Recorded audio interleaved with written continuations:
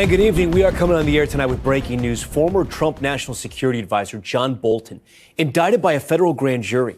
Bolton facing 18 counts of transmission and retention of national defense information. Prosecutors say he shared classified materials with family members during the first Trump administration, putting them into word processing documents and sending them on non-governmental email accounts, including his AOL email account. They believe someone with ties to Iran hacked one of his email accounts after he left office, gaining access to those state secrets. This indictment comes nearly 2 months after Bolton's home was searched by the FBI. Tonight, Bolton said in a statement, in part, "I have devoted my life to America's foreign policy and national security. I would never compromise those goals. I have become the latest target in the weaponizing of the Justice Department to charge those President Trump deems to be his enemies with charges that were declined before or distorted the facts." Bolton was once a member of Trump's inner circle of advisors, but was fired by the president in 2019 and has since been a vocal critic. It is worth noting that Trump himself was once accused of mishandling classified documents by special counsel Jack Smith. He pleaded not guilty to those charges, and his case was dismissed after he returned to office. Bolton now joins a growing list of Trump opponents to face an indictment. Former FBI Director James Comey, New York Attorney General Letitia James have also been charged with federal crimes. Our Laura Jarrett has been combing through the charging documents. She leads us off. He once served as the national security advisor to the president, but tonight, John Bolton facing 18 counts of mishandling national defense information, indicted by a federal grand jury in Maryland. President Trump reacting tonight just as the indictment was made public. I think he's a bad guy. Yeah, he's a bad guy. Bolton's feud with President Trump, well documented. The former national security advisor publishing a scathing memoir in 2020 detailing his time in the first Trump White House. The meticulous notes he kept while working for Trump, now at the center of tonight's indictment. Prosecutors alleging Bolton often took handwritten notes on a yellow pad, later transcribing them into Word documents, and then secretly emailing two family members diary-like entries, including details about future attacks and foreign adversaries, spanning over 1,000 pages. Prosecutors adding that years after Bolton left office, someone believed to be associated with Iran hacked Bolton's personal email account and gained unauthorized access to the classified information. Bolton's attorney tonight saying he did not unlawfully share or store any information, adding Bolton kept diaries, that is not a crime. For years now, Bolton and Trump have traded barbs, with the president criticizing his handling of classified documents. Classified information, that's illegal, and you go to jail for that. Bolton has maintained the book he published contained no classified material, and a lengthy FBI probe ultimately ending during the Biden administration with no charges. But this summer, the FBI conducted searches of Bolton's home and office, officials seen with boxes in hand, also seizing his phones and computers. He's already come after me and several others in withdrawing the protection that we had. I think it is a retribution presidency.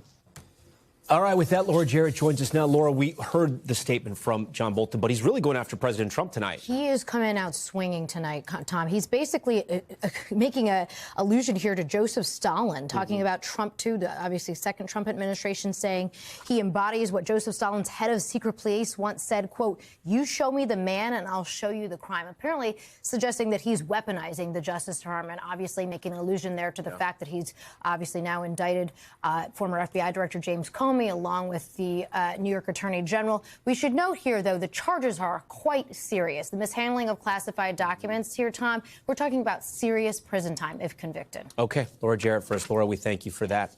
Okay, we're going to move on now, but keep on top of this story as well. For more on this, I do want to bring in our panel tonight. Tom Dupree, he's the former Deputy Assistant Attorney General who worked in the George Bush administration, and Greg Rosen, a former prosecutor who investigated the January 6th riot at the Justice Department under President Joe Biden. I thank you both for being here tonight on Top Story. So, Tom, I'm going to start with you. How strong of a case do you think the Justice Department has here? They lay out a lot of evidence in this indictment. They sure do. And look, this indictment is far stronger than the other two indictments that we've seen recently, those against Jim Comey and Tish James. The government went the extra mile, I think, to put a lot of detail into this indictment. It is long. It is substantive. It's 26 pages. It was signed by 6 prosecutors as opposed to the one who signed the Comey and James indictment. So this is a far more serious effort. And I think, frankly, a case that is supported, at least based on the indictments, supported with more evidence than we've seen in the other efforts. And then, Greg, critics of President Trump and his DOJ have said the cases brought against Comey and Letitia James, 2 other vocal critics of Trump, were bare bones. But there's a lot more to this indictment. Do you agree with that assessment? Yeah, I do. I think the reality is that they are trying to institutionalize this indictment by way of what is typically called a speaking indictment, and they're walking through the investigative steps that is far different than the tenor and subject matter that we've seen in the other 2 indictments. So, Tom, Bolton's legal team is saying there are personal diaries that the FBI has known about for years and do not unlawfully share or store any information in them. Is that a strong case to make? Well, let's see. They really have 2 arguments here. The first is they basically said, look, this is old news. These are charges and allegations that the Justice Department looked at years ago and declined to prosecute at the time.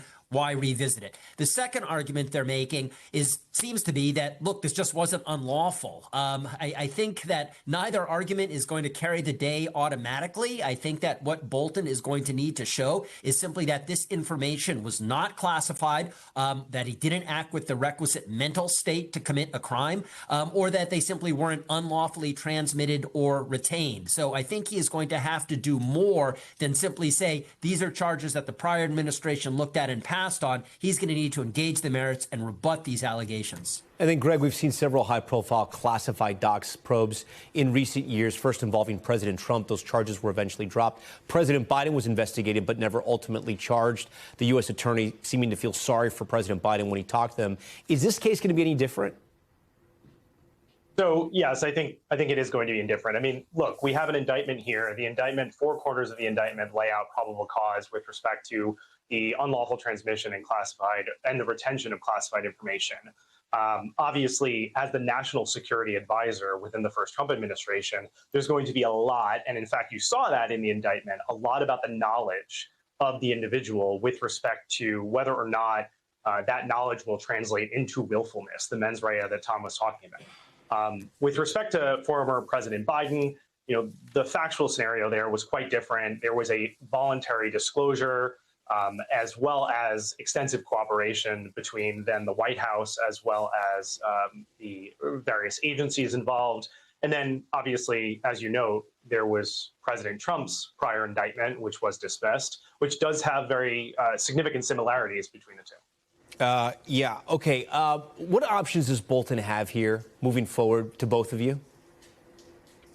Well, one thing he could do is take a quick strike and try to knock the indictment out entirely on some threshold ground, such as this is a vindictive or a selective prosecution. I wouldn't be too optimistic. Those types of defenses are notoriously difficult to win on, so I'm not sure that would carry the day. But look, if I were Bolton's lawyers, I think I would try to find some way to get this indictment knocked out at the early stage before you ever get close to a jury. Greg? I agree. I think selective prosecution is obviously a high hurdle. The other aspect to this is there's obviously going to be Classified Information Procedures Act processes, so what they call SEPA litigation, that's going to accompany this. Because whenever you deal with a classified information case, you have to protect the equities of the classified information. And so the reality is that this is going to be a highly technical, highly complex trial. And so if I were Bolton's team, I'm going to be diving deep into those classified issues, whether they were classified, and importantly, whether or not the Federal Bureau of Investigation had reason to believe that that material existed, for example, during the pre-publication review process when he was going through his book signing and book writing process. All right, Greg Rose and Tom Dupree, we thank you so much for joining Top Story tonight. Now to President Trump's major announcement that he will hold a second summit with Russian leader Vladimir Putin. Trump, of course, also set to meet Ukrainian President Vladimir Zelensky tomorrow as he looks to end this war. NBC's Peter Alexander reports from the White House tonight. Tonight, after securing that historic but fragile peace deal between Israel and Hamas, that freed the last remaining hostages, President Trump is turning to the Russia-Ukraine war that shows no sign of ending. I thought it was a very good phone call. I thought very productive. Today, a 2-hour call with Russian President Vladimir Putin. The president announcing that second meeting between the two in Budapest, Hungary. No date has been set. It follows their face-to-face in Alaska that made no progress toward ending the fighting and fueled President Trump's public frustration with Putin. I thought this would have been an easy one to settle. All of it a day before President Trump hosts Ukraine's President Volodymyr Zelensky. Zelensky has been pressing the president to approve the sale of U.S. Tomahawk missiles that would allow Ukraine to strike deeper into Russian territory. But tonight, no commitment from President Trump. You know, we need Tomahawks for the United States of America, too. We have a lot of them, but we need them. I mean, we can't deplete for our country. So I don't know what we can do about that. And a new warning from the president about his Mideast peace deal, responding to those disturbing videos showing Hamas conducting public executions. President Trump posting, "If Hamas continues to kill people in Gaza, which was not the deal, we will have no choice but to go in and kill them," while again saying U.S. troops would not be involved in a fight against Hamas. But, they also said they're going to behave. We're going to find out if they behave. If they behave good, if they don't behave, we'll take care of it. Peter Alexander joins us tonight from the White House. Peter, I want to ask you about another major headline from the president tonight on a new deal involving fertility treatments. Yeah, that's right, Tom. President Trump said the cost of drugs for IVF, in vitro fertilization, will decrease, in his words, dramatically, announcing that his administration has now negotiated lower prices with the maker of several key fertility drugs, one in particular that's important to the process. Without the discount, as it exists right now, each IVF cycle can cost tens of thousands of dollars. Many women, many families need to go through multiple cycles to have any successful to have a successful pregnancy. And to be very clear here, though the president had promised it during the course of the campaign, insurers will not be mandated to pay for IVF. Tom, back to you. Okay, Peter Alexander, we thank you for that. We're also following breaking news tonight from the Pentagon in a surprise move the head of the U.S. military in Central and South America suddenly retiring. Admiral Alvin Halsey announcing today he will step down from the role in December. Halsey is the admiral that has been overseeing U.S. strikes on the alleged drug boats near Venezuela. I want to get right to NBC News national security correspondent Courtney Kube. Courtney, this move was a bit unexpected. Walk us through what we know at this hour. Yeah, absolutely unexpected. He's been in the job about 11 months, so less than 1 year. Generally, combatant commanders like this serve for at least 3 years in these sorts of positions. So definitely a surprise, announcing it on social media today, but not giving a reason for why he announced this his retirement. He says he'll step down in December officially. As you mentioned, Tom, the U.S., since he has been in this job in just recent weeks, has taken strikes against at least 5 boats that the U.S. claims are carrying drugs and cartel members, killing, according to the Trump administration, 27 people. But it's causing a lot of consternation, particularly on Capitol Hill, including from Republicans who question whether, in fact, these sorts of strikes are legal or whether the individuals on board are due their due process, as is U.S. law, Tom. Yeah, and then it's important to know the timing of the resignation, right? Just yesterday, the president revealed he had authorized CIA operations in Venezuela. We've gone over this, right? Threatening to strike on land as well. But we don't know really the calculation that led to this stepping down, this retirement. Exactly. What we do know is exactly what you said. The president has made it clear, as have people close to President Trump, that there is no sign that they are stopping with this aggressive military action against these cartels in Venezuela. And in fact, it seems as if they are escalating. As you mentioned, the president making it clear that he is open to strikes on the land, not just at sea. You can see there with the video on screen. Those are in international waters. The president saying that they may strike on land in Venezuela is definitely an escalation of the situation. And then that stunning announcement yesterday where he said that the U.S. had authorized covert CIA action inside Venezuela. For perspective, we generally don't hear about those sorts of operations until years, even decades after they've occurred, Tom. All right, Courtney Kube for us. Courtney, thank you. And now to the urgent rescue mission in Alaska. Hundreds airlifted after remnants of a powerful typhoon wiped out villages. Homes swept off their foundations. And tonight, one of the state's largest airlift operations ever is underway. Here's Liz Kreutz with the effort to get people out. Tonight, one of the largest airlifts in Alaska history. Hundreds of people packing into military planes and helicopters to be flown 500 miles to safety after a massive storm hammered the state, leaving people trapped in several low-lying villages along Alaska's west coast. A lot of mist right here that washed all the way up. Remnants from a typhoon triggered widespread destruction. According to state police, a 67-year-old woman was killed and 2 of her family members are missing. She was the kindest person. She opened her doors to people. Several people rescued. Some communities, like the village of Kipnuk, nearly wiped out after water levels rose more than 6 feet above normal high tide. Here you can see one of the many homes that was swept away. A lot of houses were taken off their foundations. A lot of houses are floating down the river with people in them. Unable to return home, as many as 2,000 displaced residents overwhelming makeshift shelters in the remote communities, prompting an urgent evacuation. The National Guard airlifting evacuees to Anchorage, where the city has set up a large shelter at the Alaska Airlines Center. We're anticipating upwards of 1,400 people, I think is the number. This is traumatic. Folks are coming in here with just clothes on their back in some cases. Liz Kreutz joins us tonight live here in Top Story. So, Liz, how long are these evacuations expected to go on for?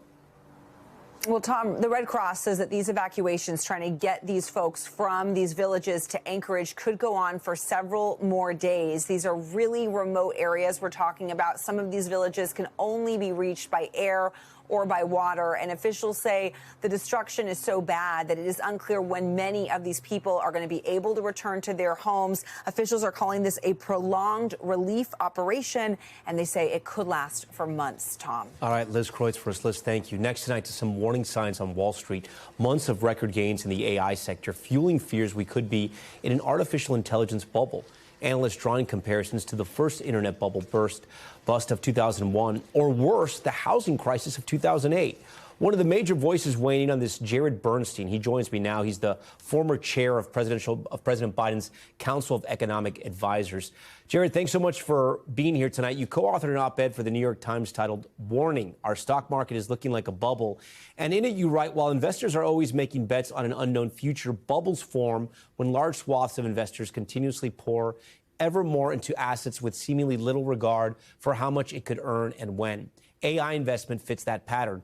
What about this current market makes you think we're in a bubble, and what concerns you the most? I think it's precisely the kinds of issues you just mentioned. You know, when the level of investment in a particular asset, whether it's housing, the internet, tulips back in 1600, railroads in the 1870s, and now AI, when it becomes detached from the amount of returns or profits that that asset could plausibly generate for investors within a reasonable time frame, that's when you start to worry about bubbles. And if we look at these valuations and if we look at the revenues of some of these companies, we begin to see the kinds of dynamics that have characterized some past bubbles. Yeah, but isn't this different from, say, the dot-com bubble, right? Because everyone always points to pets.com, right? They weren't making any money, and everyone was investing in them. And it was like, what is going on there? I mean, that's, to me, is a classic bubble. With ChatGPT, yeah, they want $1 trillion. That's what they want to raise. But aren't they also making money? Well, that's really an interesting point, because we had that in our piece where we mentioned that ChatGPT intends to raise and invest $1 trillion this year, and their revenues are $13 billion. So that's 1,000 billion or $1 trillion against 13 billion in revenue. So that's very much the type of gap I was talking about. However, a key word here, we both talked about it, is this issue of when. When do these returns come to pass? No rational investor expects to get a payout from AI, a potentially transformational investment in 1 year. So that's why timing is also a key factor here. I want to play you some of Secretary of the Treasury Bessent's sound. Here's what he had to say. Let's listen. I think we are, could we be in the third inning? So I think this is just taking off. Third inning of investment in AI? Oh, sure. Jared, what do you say to that? You think he's too early? You think he's late? One of the challenges we face in this context is we never know what inning we're in until the game's over. We could be in the third inning. We could be in late innings. I happen to think that he's probably closer to where things are. And what we tried to do in our article is not say this is an imminent bubble that's about to burst. We actually draw some pretty important distinctions between this one and the housing bubble. We think that one was infinitely more damaging because of its impact on credit markets. What we're trying to do is point out these valuations and just how large they are relative to expected returns. Now, there's a quote in our piece from a Microsoft executive saying something like, "I hope it doesn't take 50 years. And what she means by that is that if these returns take too long to show up in investors' portfolios, they could start to worry that these lofty valuations are too risky. And that's the sort of thing we're worrying about. You know what really concerned me in your piece that stood out to me the most? It was a great op-ed, but what really stood out to me and what I talked to our team about was this point about spending, right? The middle class spending is flat, but for the wealthy, it's up 17%, because you sort of wonder and think about inflation, and anecdotally you go around, you ask yourself, why are things still so expensive? And I wanted to ask you, you sort of add that little nugget in the piece, but to me, I think it tells a bigger story. What can we draw from that data? Well, thanks, Tom. I think that part of the piece is intended to be kind of a value add from this is it or isn't it a bubble kind of argument. The facts on the ground are, as you just said, middle income, low income consumers, according to the data that we have, are their spending is pretty flat. While those at the top, and they're the folks who mostly benefit from the wealth effect from an appreciating stock market, they're the ones who are spending most aggressively. Therefore, if we're right and a bubble should burst, we're going to see a pullback in spending from the very folks who are spending the most. And that makes us worried about the impact on the real economy, on jobs, on wages, on incomes. And in fact, it is this channel of a wealth effect that led to a recession after the internet bubble burst and, of course, after the housing bubble burst. And that's why it's so important to track these bubbles, because if they burst, everyone is affected. All right, Jared, so great to have you here. Thanks for being on today. And breaking news out of the music world tonight, some sad news. Legendary Kiss lead guitarist Ace Frehley has died. Frehley co-founded the rock band known for its wild costumes and makeup back in 1973. His family confirming his death to NBC News, saying they are completely devastated and heartbroken. He was reportedly hospitalized for several weeks before passing late today. Frehley was 74 years old. Okay, we are back in a moment with the teen arrested for allegedly faking his own abduction and shooting himself in the leg, how police say they uncovered the hoax, plus why a judge just ordered federal agents in Chicago to wear body cams. And in our top moment tonight, how Pope Leo didn't miss a chance to troll some sports fans over a little hometown rivalry. Stay with us.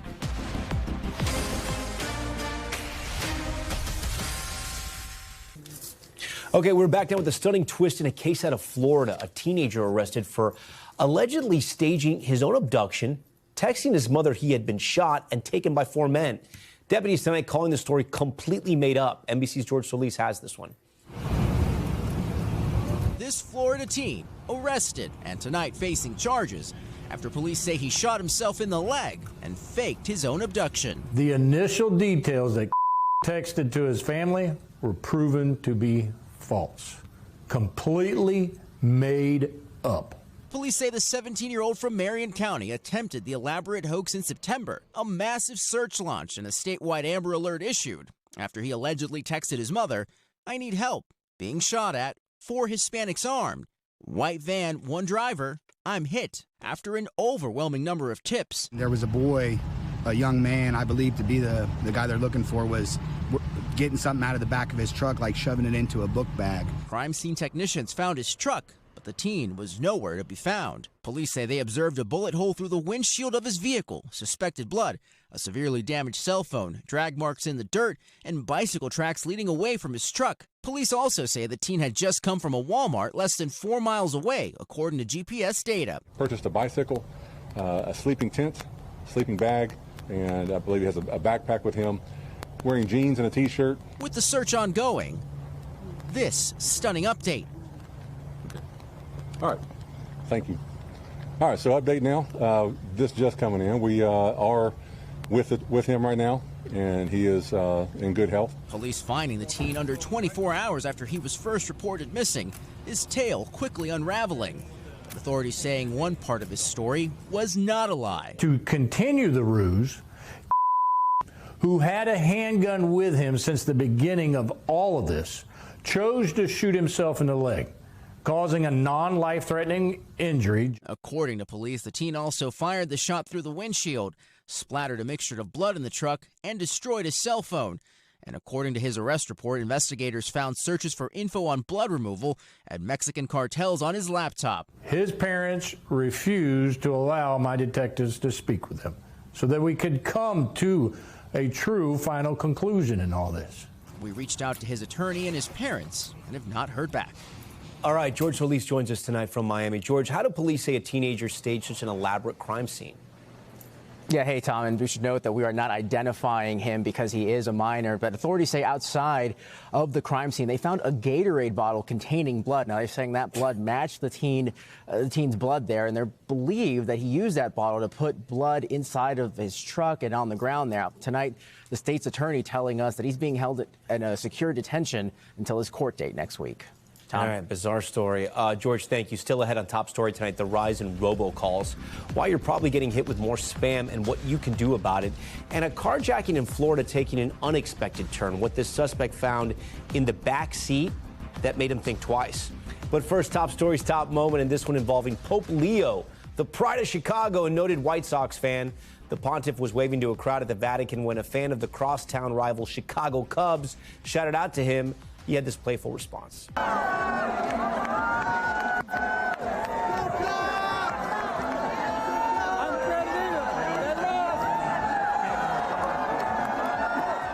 There you go. You heard him there. That, of course, a lighthearted joke about the Cubs getting eliminated from the postseason. Stay with us. More news on the way.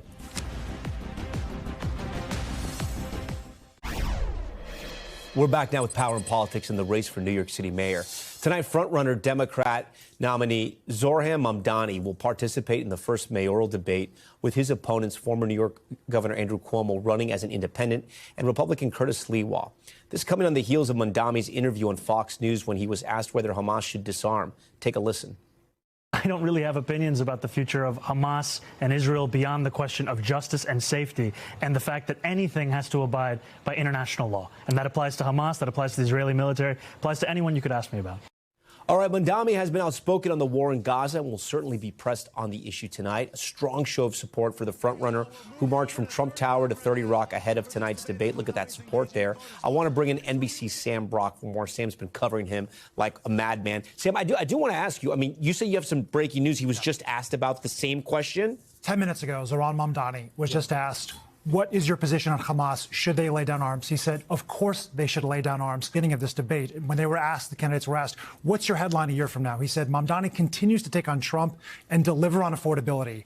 Affordability has been basically the linchpin of his entire campaign. Right. It resonates with New Yorkers, and frankly, it resonates with people outside of this hyper-expensive city as well, right? So it's prompted the question, is the sort of populism and the roots of that he's developed here exportable to other cities based on what he's doing? But with respect to the Israel-Hamas conflict, there is no question beyond affordability that is one of the pivotal points of this campaign. And so New York City has the largest Jewish population anywhere in the world outside of Israel. Right. And I want to point something out to you because we just sort of laid out what he said with respect to Hamas.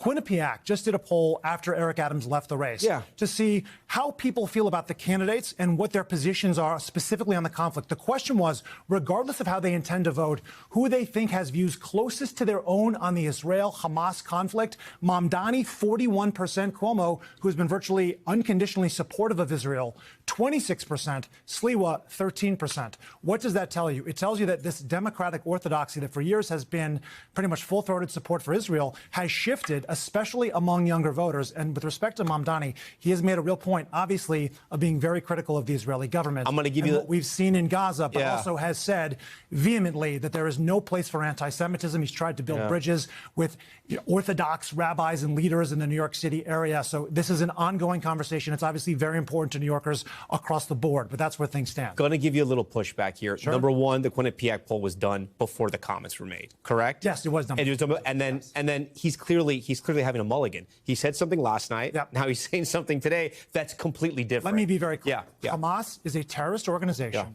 whose explicit purpose is to eliminate the state of Israel and to kill as many Jews as possible. So there is no question that when he was asked specifically on Fox News, should Hamas lay down arms, and he refused to respond to it, it generated a lot of headlines and was very surprising for many. And it wasn't a mistake because he was there was a follow-up. It was like, it was clear what he was doing. Let's move on, though. You've been out there tonight ahead of the debate. You've been talking to New Yorkers, getting the pulse of the people around here, at least in Manhattan. What are you hearing? I think what's important to point out, a lot of people like Mamdani's ideas, which is to say that if you could tell someone they would have free transportation, universal child care, which, by the way, is a $6 billion plus cost estimate, they would love to do that. They just want to know, how is it feasible? And what Mamdani has laid out is a raise on taxes for millionaires and a corporate tax that would be raised to what it is in New Jersey. So that's sort of his plan. People are wondering, though, how are you going to get that done? It would require state approval. So Kathy Hochul and the New York State Assembly would have to sign off on any sort of significant revenue generation. That's really where the rubber meets the road, because a lot of folks feel like these are fantastic ideas to make things more affordable for everyday New Yorkers. But how exactly are you going to do it? Before I go, I do want to ask you this. But the name recognition, everyone knows who he is. It wasn't like, hey, who's this guy? I'll tell you what. Everybody knows who he is, and everybody knows who Cuomo is. The issue in this race is not recognition. But that says a lot about him, though, because Cuomo was a governor. I mean, that says a lot about him, you know? It is one of the untold parts of this. Mamdani, no one knew who he was a year ago. He is a rock star in political circles and a highly polarizing figure, and it's only a year later. Sam Brock, a rock star in news circles. So good to see you here, Sam. Always good. You can watch the full mayoral debate right here on NBC News Now, starting at 9 p.m. tonight. It's going to be good. Watch it right here on News Now. Now to top stories news feed, starting with the judge ordering federal immigration officers in Chicago to wear body cams. The U.S. district judge says she was, quote, a little startled after seeing recent clashes involving tear gas and other tactics in the city. No word on if the Department of Homeland Security will appeal this ruling. Chicago is the latest city targeted in the Trump administration's immigration crackdown. And tonight, we're learning the death of beloved actress Diane Keaton. The reason, a death certificate says Keaton died of bacterial pneumonia. The Oscar award-winning actress was known for her roles in Annie Hall, The Godfather, and Reds, among numerous other films. Tributes continue to pour in. She was 79 years old. And a Florida man stealing a woman's car at a gas station, only to return it seconds later, and here's why. So he looks both ways before bolting to the running car and speeding off in it, but not for long. He noticed a baby in the back of the car and immediately threw it in reverse. Here's mom running to confront him. The man reportedly said he wouldn't have stolen the car if he knew there was a baby inside. How about just don't steal cars? He's now facing charges of grand theft and kidnapping. And California taking a shot at selling affordable insulin. The governor announcing the state will begin to sell the drug under its own label in January. The pen will cost $11 for a single and up to $55 for a 5-pack. A single pen can typically cost well north of $100.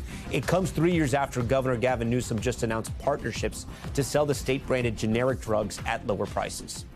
Okay, time now for the cost of denial, our series on the challenges Americans face with their insurance companies. Tonight, the viewer who saw one of our previous reports so similar to his case that he reached out to our team, Ann Thompson, with his battle and the care he finally got after we investigated. Bernie and Diane Hoffman are avid hikers. In years past, walking Spain's Camino de Santiago. 123 miles. So no back pain on the Camino? No back pain. Pain-free in Italy and Ireland, too. Now the 68-year-old grandfather in Wichita, Kansas, can't walk more than 10 yards. How fast did this back pain come on? I use the term, it went from zero to holy crap. Since December, adapting nearly every activity to live with pain that's literally turned him upside down in search of relief. I've got shooting pain, I've got burning pain, I've lost feeling in about half my foot. Get on the floor. Even going so far as getting a human dog bed. When you're in this position, are you in pain? Yes, but it's minimal. His doctor says he needs spinal reconstruction. See, this is the vertebrae that is moved. To fuse vertebrae and take pressure off nerves. His insurer, Aetna, said no. Good boy. We actually had dates penciled in early May for the surgery. Then we get the decline for the procedure. They declined it in part because you hadn't had physical therapy. Correct. To which my doctor said, we can't physical therapy your back into, position. Bernie did it anyway, but the surgery was denied again. It's so hard to watch someone you love go through something like that and think, okay, we can fix this though, and then not be allowed to get that done. Of course, then the physician says, well, we'll appeal, right? So there is an appeal process. An appeal Bernie says didn't seem to be going anywhere. Then he turned on the news. One family struggled to get coverage for the surgery needed by a young So we see this story, the cost of denial, right? And it's about a woman who has severe back pain, who's had multiple denials from the same insurance company. And we look at each other like, that's us, right?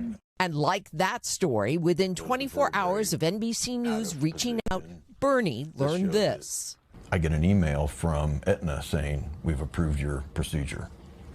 So I don't think that was a coincidence. Aetna tells NBC News that Bernie's doctor had 2 opportunities to engage with its medical team and declined to do so. After NBC News contacted Aetna, the company says it proactively contacted Bernie's physician for documentation that had not been previously provided. They now say they plan to cover the spinal surgery. There we go. Bernie disputes that the information was not provided when Aetna requested it, and his doctor declined to talk to us. Now Bernie looks forward to the day he can pick up his grandchildren again. What has this denial cost you? Well, if I get the surgery on the 21st of October, which is the schedule, by the time I recover, I will have lost an entire year of normal life. Time he will never get back. Ann Thompson, NBC News, Wichita, Kansas. All right, now to a frustrating and at times dangerous trend that nearly every American experiences. Those annoying robocalls and texts. It feels like you're getting them more than ever. New data shows you're not alone. Here's Tom Costello. Nearly everyone with a cell phone gets them. I'm calling in reference to your federal student loans. This message is from the loan department. It's imperative that I speak with you as soon as possible before this pre-approval expires. Spam and scams. Kid you not, every day, all day, I keep getting spam calls. Consumer watchdog PERG says spam robocalls are up 20% to a 6-year high. These calls come from multiple different area codes all throughout the country, and they're nonstop. 420 million more calls each month as criminals use AI to trick their victims. And they only need just a teensy tiny percentage of them to work. And all of a sudden they've got, thousands of dollars that they didn't have a couple of minutes before. Most people hang up, but the average victim loses almost $3,700. Researchers say fewer than half the phone companies have installed the FCC required caller ID or filters to block the calls. The U.S. telecom industry tells NBC News robocalls have actually been declining, and phone companies have rolled out blocking and labeling tools for their customers to successfully trace these malicious scammers and fraudsters to their source and work with law enforcement to shut them down. The expert advice: don't answer any call or text from a number you don't recognize. Delete and report them on your cell phone, and never provide personal information or your credit card info to cold callers. Tom? Okay, Tom Costello, we thank you. Now to top stories, Global Watch, starting with the political crisis in France. The country's prime minister surviving 2 no-confidence votes today. Lawmakers rejected the motions after Sébastien Lecornu offered to slow the rollout of a pension law which raises the retirement age. The move prevents another government collapse, but it also sets the stage for what could be an even tougher fight over the national budget. And another massive fire ripping through a garment factory in Bangladesh. Emergency crews battling the flames for more than 4 hours today. No word yet on what sparked that fire. Officials say it's unclear how many people were inside the building or if anyone was hurt. This comes just days after at least 16 people died in a separate fire at a factory and warehouse in the country's capital. Okay, moving on, in Turkey, a terrifying close call caught on camera. Take a look. A woman wearing headphones seconds away from being hit by a tram when a security guard pulls her out of harm's way. Both of them fall to the ground just as the tram comes to a complete stop. Local officials warning passengers to be more vigilant. But we want to stay overseas as well, with a group of athletes taking over the UK. Japan's top sumo wrestlers flocking to London ahead of one of the sport's biggest competitions, which is being held on foreign soil for the first time in more than 3 decades. And in between training, the wrestlers are taking to the streets and seeing some of the most iconic sights. NBC's Molly Hunter is there for it all. Across London this week, they are impossible to miss. About 40 elite sumo wrestlers, known as rikishi, some tipping the scales at more than 500 pounds, have come to town with great fanfare. Spotted crossing Abbey Road, riding e-bikes, strolling with another Japanese superstar, Hello Kitty, taking in the city sights, and greeting very, very eager fans. I can't wait to go. We're so excited. Yeah. It's been really exciting seeing them over here and being like, that's so close to us. And like, it's that's why we thought we'd take the opportunity to try and bump into a few of them. Let's go, let's go, let's go, fast. And mid-conversation, an opportunity presented itself. You're the best. He's your favorite? Yeah, absolutely. He's brilliant. He's a very unconventional fighter, isn't he? That's his style. He is. Very acrobatic. These tickets have been sold out for months, and the last time Sumo came to London was 34 years ago, selling out Royal Albert Hall in 1991. And NBC News covered that event then, the first grand tournament in 1,500 years to be held on foreign soil. The British fans love this samurai superstar. You win by forcing your opponent out of the ring, the dohyo, or throwing them down inside of it. Outside Royal Albert Hall, 8-year-old Haruto from Nagoya, Japan, knows all the rikishi names. And tonight, for the first time, along with those lucky enough to nab tickets, he'll see all the heavy hitters in one place. Molly Hunter, NBC News, London. Those are some big dudes. All right, we thank Molly for that. When we come back, the great debate over reclining your seat on airplanes. Is it rude to other passengers or simply the cost of comfort? Our panel of frequent flyers weighs in right after this. And tonight, a new headline is stirring up fresh debate over reclining seats on flights. Before we go any further, ask yourself, is it okay to recline?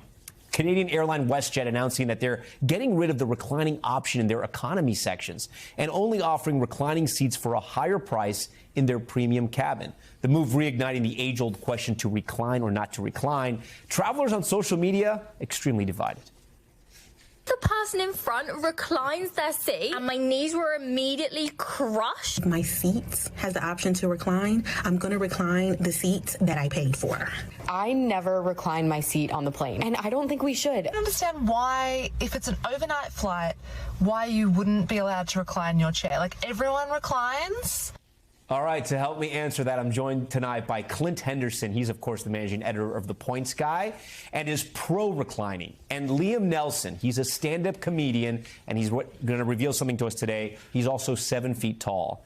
Liam, thank you for telling us that. He's anti-reclining, which is crazy. No, it's not. I'm not taking a side in this debate. I want to show our viewers the average seat room on a plane. Let's take a look right now. It's about 30 to 31 inches from one seat to the next, and seats can recline about 2 to 3 inches. So we all know it's cramped on planes. Clint, let's start with you. Tell me why you're pro-reclining. So it's not in every situation, but if it's an overnight flight, you got to recline a little bit. You got to at least try to get some shut-eye. You paid for the seat. That's why I think it's so egregious that they're taking away that ability on some of these seats. It's a growing trend. Yeah. But, you know, if you paid for the seat, you should be able to recline. And the button's there. Okay, Liam, I got to hear you. You're 7 feet tall, dude. Set him straight. For sure. So I think it's a nuanced opinion. I think I'm not necessarily anti-recline. I'm anti-recline within the current circumstances of how we're living. You know, I think the recline is kind of a tool that the airlines use to redirect the anger at the lack of space at one another versus the plane as a whole. So I think it's, as of right now, it's a courtesy to your fellow passengers to not, because that extra 2 inches of space you get doesn't necessarily make you that much more comfortable. It makes the person behind you that much more uncomfortable. So why, I mean, you're a tall drink of water. I got to think you want to just spread your stuff out, man. You're a big guy there. I mean, you don't, you resist. So, the recline doesn't help me at all, just to make that clear. So if you take a look at, it's a good example to have me on this chair. My leg doesn't physically fit in a coach seat. And so a lot of times when I'm taking smaller craft that go to smaller towns, when I tour doing stand-ups, you know, little puddle jumpers type of thing, none of the seats are big enough to accommodate me.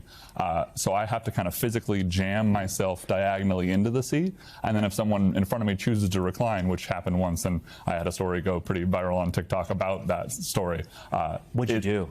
So initially it was a request for them to recline their seat. I was like, excuse me, ma'am, I'm so sorry. You can't recline right now. My femur is too long for that to happen. So she waited for me to fall asleep, and then thought I was faking or pushing my legs forward or something. And then I wake up to her throwing her entire body weight into the chair, trying to get it to recline. And I end up having to get a flight attendant to come over and threaten her to put on the no-fly list in order to get her to stop. That's crazy. Oh my God, Liam, that sounds like a crazy story. When you hear a story like that, did you sort of change your perspective a little bit? And I know it's obviously he's a 7-footer, but I mean, clearly it's an issue about like people reclining in your space. Yeah, it's common courtesy. So if you've got someone in this situation, they ask you nicely, of course you accommodate them.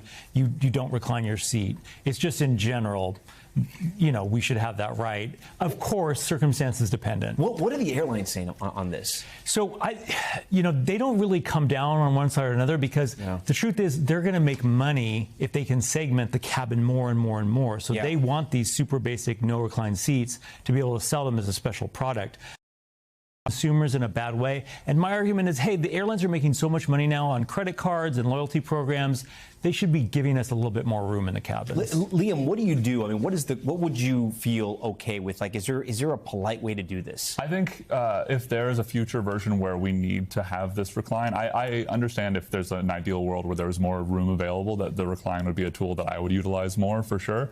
But I think if there was some way to the person behind you to indicate whether or not the seat could be reclined instead of the person in front of you. So the conversation like, hey, are you okay if I recline my seat? Hey, no, I'm not. Okay. Maybe some tool to make that not a conversation, because I think that's a big part of it is like the burden of being kind is put on the person reclining the seat. And so if you just have some sort of button that keeps it from reclining, if you're too big for that to happen, then you don't have to have this like back and forth where it's like, come on, can't you just, you know. I think part of the problem here, though, is that we're fighting for everything on the airline. You're fighting for overhead space. If you got on the flight first, sometimes people take your overhead compartment. Flight attendants sometimes. And I fly a lot. I'm a million-miler. Sometimes flight attendants, they don't always treat you well. Sometimes people don't treat flight attendants well. It's already a rough atmosphere going into the plane. Yeah, no, it's gotten worse. We've gone from 36 inches of pitch on average down to 31, 32 inches at the most. That's just a lot of strain you're putting on passengers. And the airlines, they're not being great, friendly to consumers, people, because they want to sell every single thing, including overhead bin space. You know, someday it's going to be bathroom access. Liam, I'll give you the last word here. Yeah. What do you think? I think that's I totally agree with the issue stems from lack of room on planes and them trying to maximize the cabin. You've seen those articles about them potentially trying out standing seats and all that kind of. Which we're moving in the wrong direction. I think I agree with all the additional things that now people have to pay for along with flying. There's so much more that can go towards making the experience more comfortable for people. Yeah, Liam, oh my God, it's just, I've learned so much here. Like, I really do appreciate it. Something like I really have never thought about, but I'm going to be thinking about it now. Clint, Liam, thank you so much for being here as always. We thank you for watching Top Story. I'm Tom Llamas in New York. Stay right there. More news on the way. We thank you for watching, and remember, stay updated on breaking news and top stories on the NBC News app or watch live on our YouTube channel.